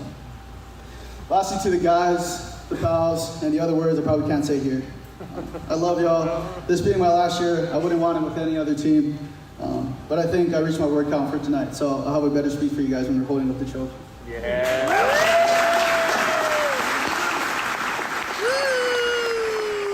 Shout out to HPU baseball senior outfielder Noah Hata, again, from out of Marino High School, just sharing his speech from the first pitch paina that we were all in attendance for on Saturday for HPU. And I just liked how he just shared a lot about, HPU choosing him. And shout out to Coach Zabs, potentially his last year. I had a chance to chat with him and his wife after this event where the wife is like, yeah, it's like, I really want to travel already. Like, I get it. He's Coach Zabs has been doing this for a while, and I asked him, I was like, so is it really going to be your final year? Because I'm Nunu got you to stay, he said. So at least we'll see. But he himself is like, this might be the last hurrah, and kind of gave a lot of credit to the current coaching staff because he was the carryover from the previous coaching staff and been that veteran guy. And HPU, again, the future is bright with their young coaching staff. So Coach Zabs is pretty much kind of feeling like, you know what, they're in good hands. Maybe it's going to be some time to enjoy retirement from coaching baseball, which, again, maybe all of it will culminate here. They're going to win the Pac-West championship, and Noah Hata, along with the other seniors, can really celebrate that, especially Noah not knowing HPU. And then Coach Dane just doing Coach Dane things, where I'm excited for this HPU baseball season, because if history has it, this will be the year that they win, because for them, they just get better and better. Coach Dane is saying only great things about this new team, essentially, that they have here. So I'm looking forward to it. I love good baseball. So yeah, this is when we're out there doing broadcasts. It's fun to call games where HPU is likely going to be on the victorious end of it all. So hopefully encourage you guys to go out there to Hans L'Orange and cheer on the Sharks as well, because, man, that was a fun evening. Shout out HPU baseball. They rock. I like every time we go to any Sharks event, I always think that. I'm like, man, these people are just awesome to us. Baseball, I'm so excited for their season just because it has been building progressively up and up and up and up. I really like their coaching staff. I really like the way that they go about things, their analytical approach, while also going still with feel. I thought they had a really awesome keynote speaker, too, at this event, by the way. I'm pumped for it. If you have an opportunity to make it out for games this season, I could not recommend it enough. And if you can't, I know a station where you can listen to some of their games, so we got you covered both ways. Opening series for HPU happening January 30th through the 31st against CSU LA out at Hans L'Orange, and then they also have another series here at home February 6th through the 8th against St. Martin's before going on the road. And then their first Pac-West Conference opponent will be Jessup. That's happening February 28th through March 2nd. So we'll let you guys know when we have our HPU broadcast schedule out there. And softball getting underway, too, under new head coach Alex Takimura. So we're trying to effort him getting on the radio. He's trying to avoid me, but you can't, Coach Alex. Can't we run will get forever. you. We will get you eventually. Can't run forever. He's saying maybe in between his first series and all of that stuff. So we had a chance to We're locking chat with him. The walls are closing in. We're going to get you. All right. We're going to take a break. We'll be back to close it out with our CFP championship game predictions this afternoon. Coming up 2:30 p.m. Miami versus Indiana. We'll talk about that when we come back on the Hawai'i Sports Radio Network.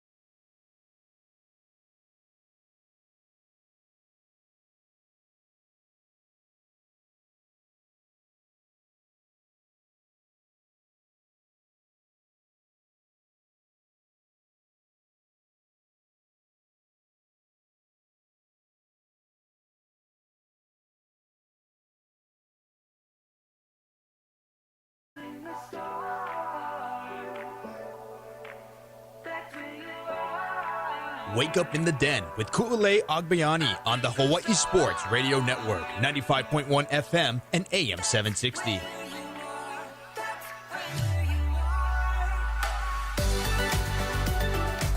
Ku'ulei Agbayani and Paul Brecht on the Hawai'i Sports Radio Network, 95.1 FM, AM 760, hawaiisportsradio.com, and streaming live on our YouTube channel this and every single Monday morning. So thank you guys for joining in and hanging out with us on YouTube. You can always go watch back or listen back on demand if you guys miss anything. All right, just a few minutes left till we have to close it out here. But at least we have more football coming up this afternoon. So nice slate of all of these meaningful football games. But college football officially comes to an end today. Sad face. But the future potentially is bright for Paul's New York Jets and them picking second overall in the NFL draft. Seeing some of these players and the Las Vegas Raiders potentially getting to see their their future quarterback, one last time in college before wearing the black and silver. Miami and Indiana coming up this afternoon. Technically, Miami is the home team by geography. Indiana is the designated home team in terms of just the matchup. And Indiana, surprisingly, still the 7.5 point favorite to Miami. All things considered, where, again, Miami gets to sleep in their own bed. They get to do everything that they do normally on top of facing a very older Indiana team by age. But Miami, man, and Mario Cristobal, this is going to be a fun one. I don't know. It's funny because part of me, shocker, right? Bold prediction here, Ku'ulei. Part of me is like, oh, yeah, I can see Indiana just smashing like they've been smashing everyone else. But then another part of me is like, ooh, this might be a very, very close and stressful game for any side that is cheering for any side. And as a football fan, I hope it comes down to the wire because that's the game when it's not your team involved. Those are the games you like to watch in football when it does come down to the wire. But yeah, Indiana, 7.5 point favorite. That's scary. Miami plus 260 on the money line. my house, as much as I do love Curt Cignetti and Fernando Mendoza, and I think it would be really cool to see Indiana cap off this incredible season, considering they're not a traditional football school or a football powerhouse, right? Like, if we were talking about, like, Alabama, Ohio State, Michigan, it'd be like, no one's cheering for them to win. But because it's Indiana and Curt Cignetti, I'm like, you know what? I want to cheer for the Hoosiers. Hoosiers! But with that being said, I am torn because my household is having to cheer for Miami because there's a very, very big ticket on the line in the futures bet for Miami to win the Natty. To me, that leaves you in a great spot. Yeah. You win either way. It's true. That's true. That's a great place to be. Yes. Though I'm sure there's I one win, side. I was going to but say, I can't be as happy. There's somebody else who might not feel the same way. This is going to be a fun one. I'm really not sure who to pick. As much as I'd love to just be like, yeah, Indiana is a powerhouse. They cannot be stopped, blah, blah, blah, which has seemed to be the case, by the way, throughout these playoffs. The closest they've come to losing, other than that Penn State game, I guess, was that Ohio State game in the Big Ten Championship, a 13-10 victory for the Hoosiers. And guess who else beat Ohio State this year? Of course, the team who they will be facing and crossed on the other side. And that defense for the Hurricanes is very, very, very, very good. They have maybe the two best edge rushers in this class. Not in my opinion, but they have, at the very least, one of the top 2 and 2 top 10 guys for NFL prospects coming off the edge, not to mention a ton of other great players defensively. Carson Beck, I don't like Carson Beck personally. Like, I don't think he's that good of a quarterback comparatively to what we have seen other guys be.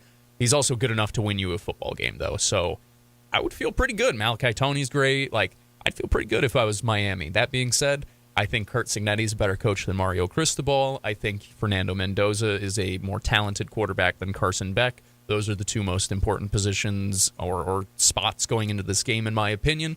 I believe that Indiana wins this game probably by double digits. And like I said, Curt Cignetti's MO with recruitment is getting older players in age. And we talked about this when we talked about the UH men's basketball team, is that when you're a bit older, you kind of have you grasp the game a little bit more. It's easier for older players to make adjustments on the fly. They kind of understand everything a bit better. But as you mentioned, Miami has an incredible defense. But when you have a quarterback that can process that quickly and is NFL ready, at least from what we've seen so far, it's going to be a fun one. Like I said, I don't know. Either way, I guess their household's happy, even though I'm sure we're Indiana, but I have to be like, yay, Miami, if they win. Well, listen, either the ticket cashes and you get to benefit from that, or the team that you like wins. It's great. It's a win-win for you. Yeah, it's an overall win-win. So 2:30 p.m. on ESPN, the CFP National Championship between Miami and Indiana. So we'll talk about that tomorrow. But for now,